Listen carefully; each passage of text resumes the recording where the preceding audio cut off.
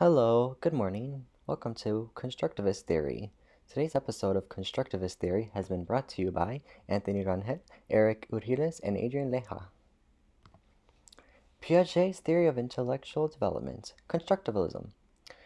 Constructivism has roots in epistemology, the investigation of what distinguishes justified belief from opinion. Jean Piaget, who lived from 1896 to 1980, had a theory focused on how humans make meaning in relation to their interaction between experiences and their ideas. Piaget examined these human experiences and the interactions between reflexes and behavioral patterns and called them schemes. These are the building blocks of knowledge. We have three of them. We got the trigger, the reaction, and the consequence. His theory focused on development rather than learning, as in his theory does not address learning of information or specific behaviors. He proposed discrete stages of development explained by qualitative differences. So, what is constructivism? Well, it's a theory based on observation and scientific study and how we learn.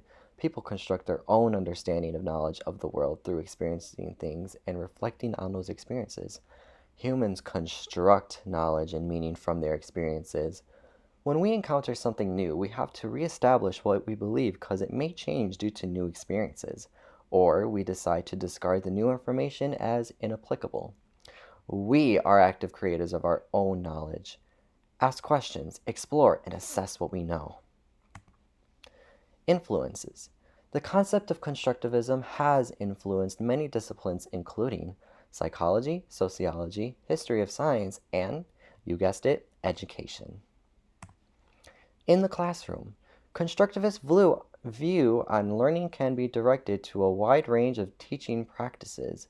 In a more general example, it tends to encourage kids to do and use experiments and real-world problem solving, which are active techniques. The active techniques will create more knowledge as well cause students to reflect on and talk about what they're doing as well as their own understanding is changing. Knowledge is constructed by learning through active mental processes of development. Constructivist teachers. These teachers have an understanding that their student learning isn't based on the belief that knowledge can be attained just from their instruction. Basically, the teacher does not assume the student has learned anything. Students learn by fitting the new information with what they already know to form new knowledge.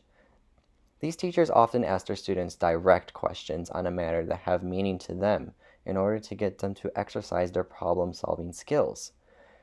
These teachers also utilize and encourage students to apply common sense to their learning. Here is our works cited page on all this information that we got. And now, onto something completely new, yet related to the topic. I will present to you an example of constructivism in the classroom.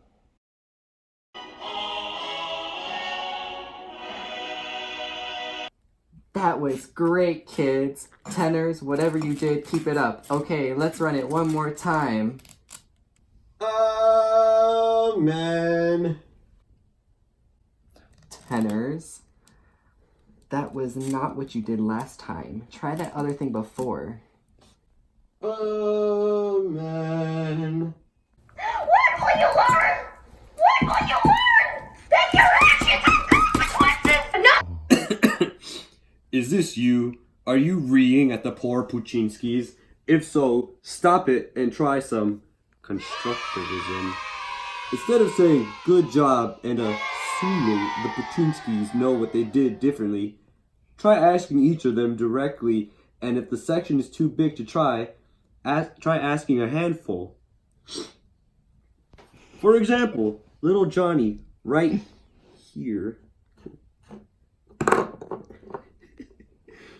Try asking little Johnny right there on the floor what he did differently. Go ahead, Johnny. What did you do differently?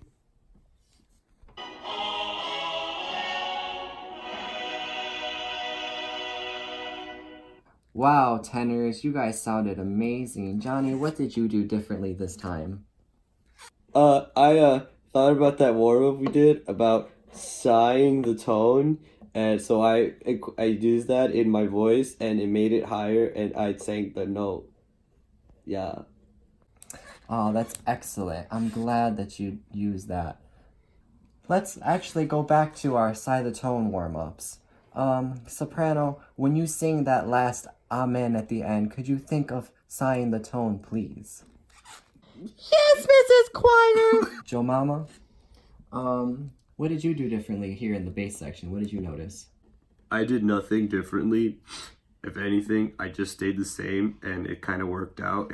And one last thing before we start off the piece again, altos, if you can just give me a little bit more at measure 72, that'd be great. I have a question. How do we project our voices in that range?